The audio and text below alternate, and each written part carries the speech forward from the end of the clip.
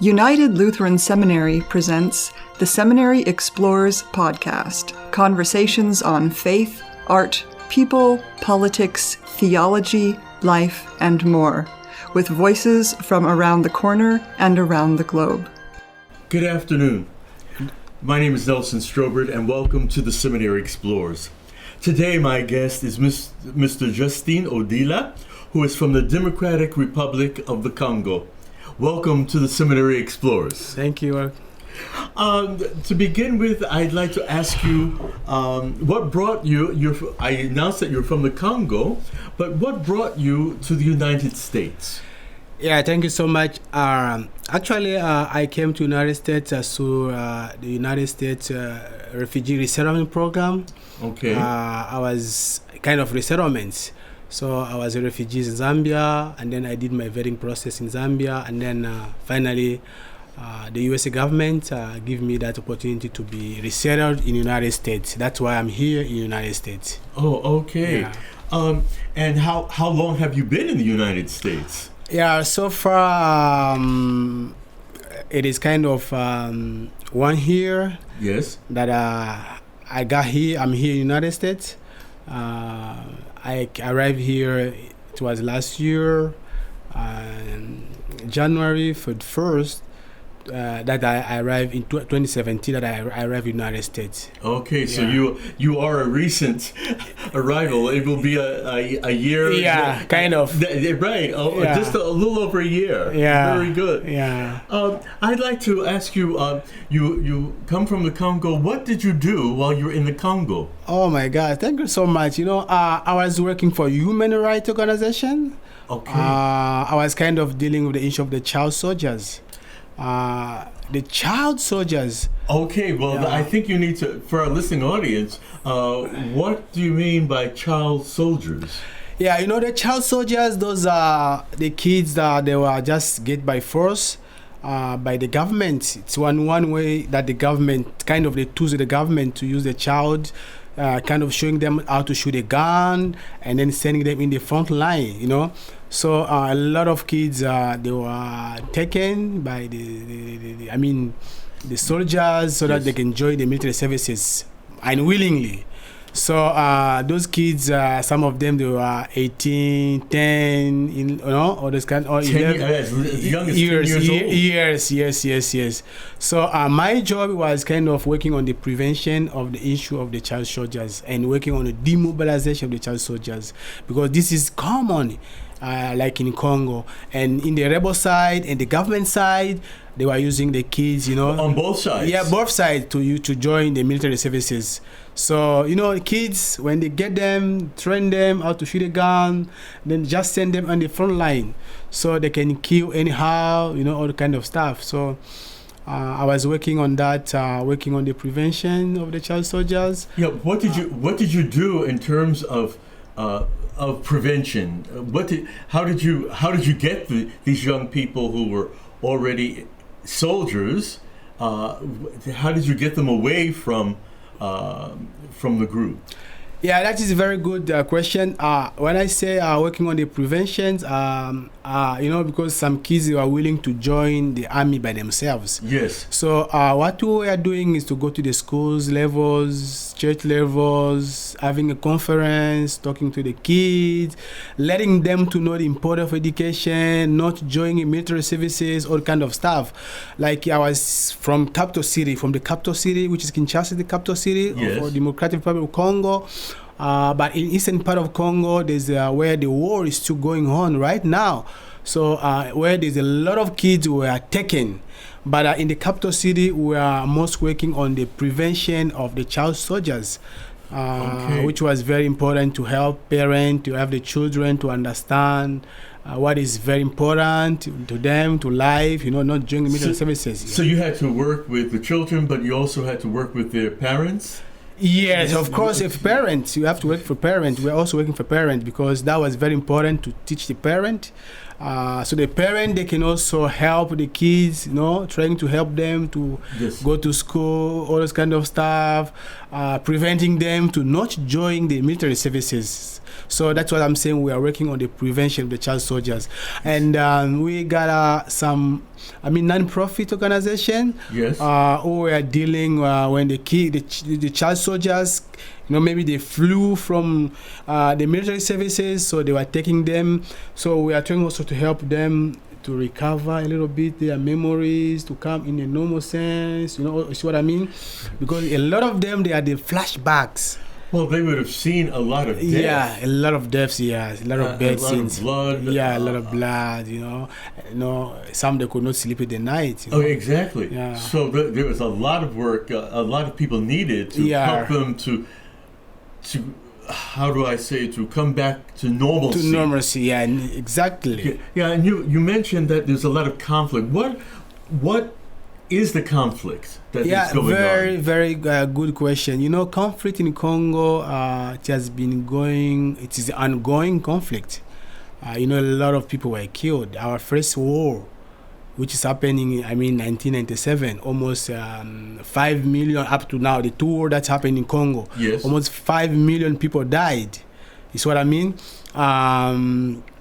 And the conflict is all about political leadership. There's no good governance, And then the president doesn't want to relinquish power. So they want to just be there forever. Right. So there's no free and fair elections. So they don't want to go to elections. So it's kind of,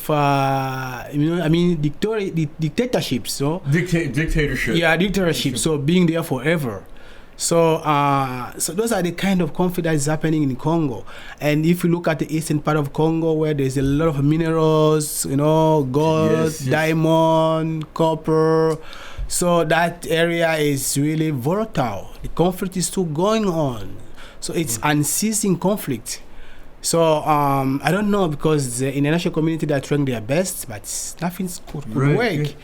So you mentioned the conflict, but for our listening audience, just where is the Congo? The Congo, it is in Central Africa. When you see the map of Congo, it's in the center, in the middle. In the middle of Africa? Yeah, in the middle of Africa. But in the wrong side, in the other side, we got like Zambia, we got Rwanda, Burundi. Congo is surrounded by almost 9 countries. Okay. Zambia, Burundi, Uganda, Congo Brazzaville. So, but we are in the central, in the middle. In the middle. Yeah, that's why they say the Congo is the hub of Africa. Ah, okay. Yeah, because it's in the middle. It's right in the middle. Yeah, right in the middle. Yeah. In the center. Yeah. Oh, okay. With as you were saying, you were helping with the child soldiers, but that also meant that with your work, that was dangerous work. So your life must have been in danger. Yeah, that's right. Where there's no freedom of speech, freedom of expression, whatever, if somebody want to speak, so automatically your life is going to be in danger.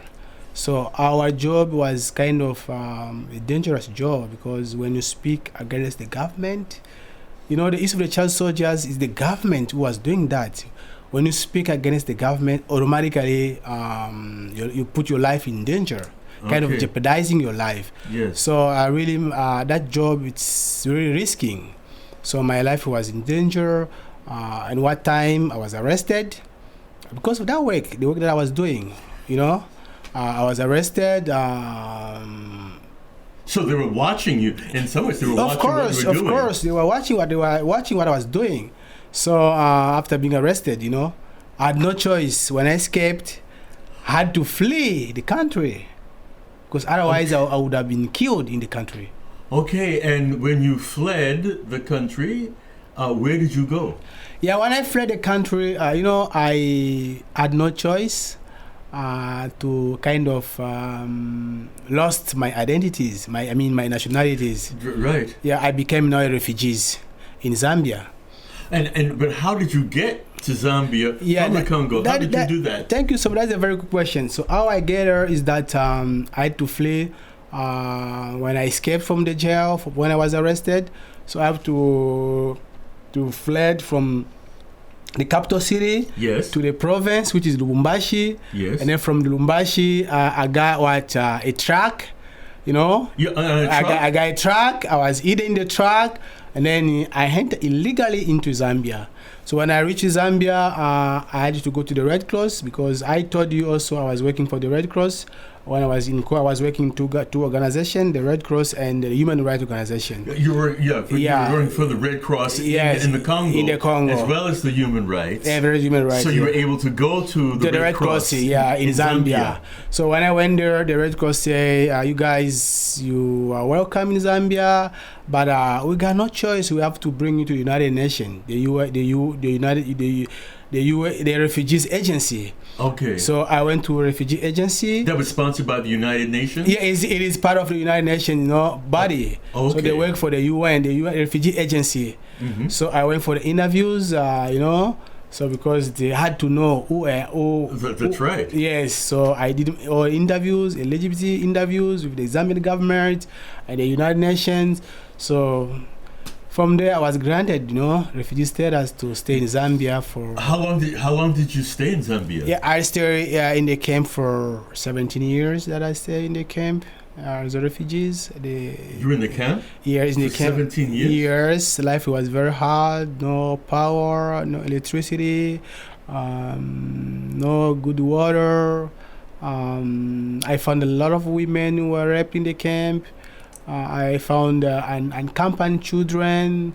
I found, life was too miserable. So there's a lot of abuse in the camp. Yes. And life was not pleasant. Yeah, life is not pleasant, really, indeed. Okay. Yeah. And how is it that you were able to leave Zambia? Yes, to leave Zambia. Yeah, you know what? To leave Zambia is not easy, if you are refugees.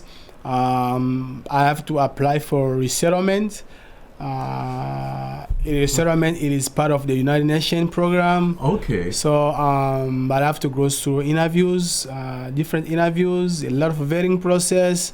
So I was interviewed by the first by the United Nations, the UNHCR. That was the first interviews. The first interviews were done by the UN. By the UN. Right. And then my case was sent to the US government. So after that, I had to wait for the US government to come down to Zambia. So I was interviewed in Zambia because the US government work with a lot of organization. Yeah, a lot of, yes, exactly. Yeah. So I had to go through a vetting process with one of the US government agency. It's called a refugee center. So they are there to do a pre-screening. Mm-hmm. So I had to go biometric data, interview, all kind of stuff. What when you said the vetting process? Yes.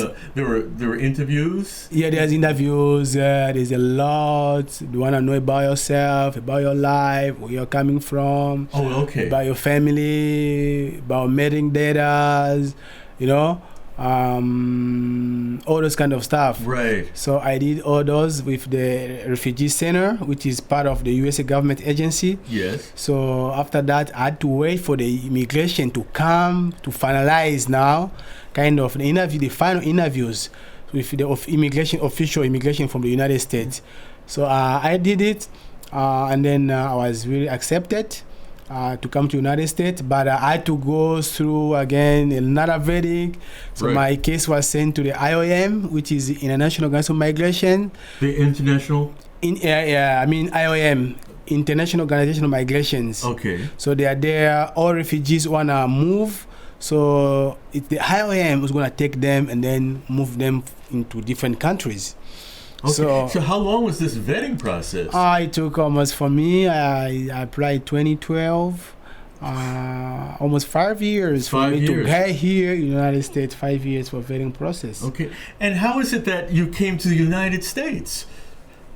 Come again? How is it that you came to the United States and not another country? Yeah, that is a very good question.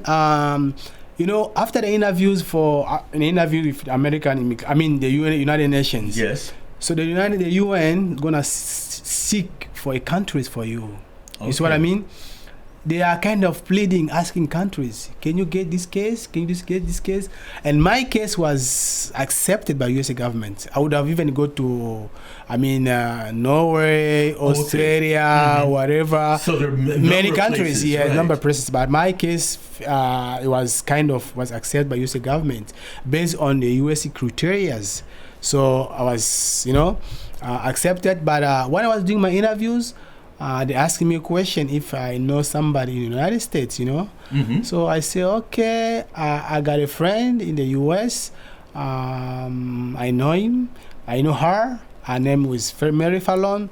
And then they asked me, do you willing to be in touch with Mary Fallon so that they can send me, Right. where Mary is. I said, no problem. So they were in touch with Mary Fallon. My resettlement sponsored, it was Catholic Charity. Catholic Charities was the sponsoring agency. Yes. Okay. So they had to be in touch with Mary, asking Mary if he's willing to accept me, maybe to come in this state, Yes. And then Mary said yes. That's why my case was, sent to Pennsylvania. So you went to Pennsylvania because she was working and living in Pennsylvania. Yes. And agreed that she would sponsor you. Yeah. So that is really good. Yeah. Really good. And so what have you been doing since you have come to the United States? Since I've come to the United States, I thank God. I'm working with one of the program. I'm doing part-time job, which is Incredible Years. It is part of mental health program. Okay. That's what I'm doing to help the issue of mental health, especially the kids who are misbehaving, all kind of stuff, and the parent. So helping them helping the parent to understand how to deal with the kids, and then helping the kids to work on their mental health programs. Right. So in a sense, you're continuing the work that you were doing in the Congo. Yeah, obviously. Certainly the situation is different. Yes. But in terms of troubled youth, yes, young people with problems. Yeah, there's kind of connection. There's a connection. Yeah, there's connection. That's what I'm doing. And then at the same time, I'm having some classes at HARC. But that would be in human services. I'm doing human services. Great, good. I'm going to focus on mental health program because I think it is also a problem here in the United States. So I want to really finish my degree, to get a degree on mental health. And then since I'm also working part-time on that, so after that I'll help more and more in the United States. I would say that you are very busy. Yeah, I'm very busy. And then at the same time, I'm also working at Walmart, It's one way to get money to pay my rent, to survive, what kind of stuff. Exactly. So I'm doing a full-time job there. I'm doing part-time job with mental health at the mental health clinics. I'm also going to school. So the life of the immigrant is not an easy life. No, it's not easy, because there's an issue of the culture. Yes. Which is you need to reshape. When you come from different countries, the first thing that we face, it is the culture shock, Culture shock. Yeah, yes. So this is why... Could you say something about the culture shock? Oh my gosh, culture shock, it is very, difficult, for all immigrants. When you come from different countries, we got different perspectives, different view, different understanding of things, different laws, right? Different culture, different way of speaking, all this kind of stuff. But here, you need to adapt to a new styles, a new culture. Right. So, which is gonna take time for others, but for some people, it can take time, maybe 1 year, 2 years. You're already in the system. Right. So different thinking, like for some of us who are coming from conflict area, Yeah, I would think it is a real adjustment because we have conflicts in the United States, but we talk about them. We read about them. Yeah. We debate. We hear about the Congress or the state legislature. and people talk very openly Yes, I about see. the subject, and that I would think that's a very different way of living. Yeah, that's a very different ways. But like in Africa, open conflict is what I mean when you see people killing people, using the gun, the war, all this kind of stuff. So people use the culture of killing, The culture of killing. Yes, I mean, That's I mean, interesting way to put it. when the leadership is bad, so one way is, to go one side, they teach you how to shoot a gun, all this kind of stuff, and then try to kick out the one who's in power. So that's what's happening in Africa. Right. So rebels kind of prevailing in Africa. But So- which is different culture in the Yes, United very, States. very, very So much. you got you got a lot of people debating at the Senate, Yes. but there we have to go through war. We go through war Yeah. to experience that. As an immigrant, what are your hopes and dreams for yourself? Oh my gosh, that is a very good question. The dream that I have, first, this country there's a really freedom in the United States. One thing that I've noticed since I came to That we have. you got a freedom here. Yes. Sometimes you guys you won't notice that you have a freedom here, Right. compared to our Yes. country. Some of us who are coming from Africa. Right. There's no freedom of speech. There's no freedom of movement. There's no freedom of whatever. But since I come to the United States, there's a freedom. What I mean, if there's a freedom, somebody's gonna be able to achieve his goal, his visions. Yes. Ultimate vision. That would be easy for you to achieve that. So my vision, since I'm coming to a country which is free, there's a kind of freedom. As I said, I wanna pursue first my degree. Yes. To get my degree, and then I really want to contribute to the mental health area in the United States. Yeah. Which I've noticed that there's much work that have to be done. So there's a lot of people in the United States are going through anxiety, are going through Yes. mental health issues, all this kind of stuff. Yes. So that is my vision. I really want to contribute. Yes, I really want to contribute to that area. After getting my degrees, so that would be my portions. Right. Which I want to take as part of contribution into the United States. Well, I want to thank you for sharing your story. It's very powerful, and you've certainly given us a lot to think about. Yeah. And also, as for us Americans, as we look at the issues of immigration in our United States, and to see that immigrants are here to contribute to our life of freedom. Yeah, freedom, yeah. Thank you so much. My guest today has been Mr. Justine Odila from the Democratic Republic of the Congo, who is in the United States in Gettysburg, Pennsylvania. For the Seminary Explorers, this is Nelson Strobert. Have a good day. Thank you.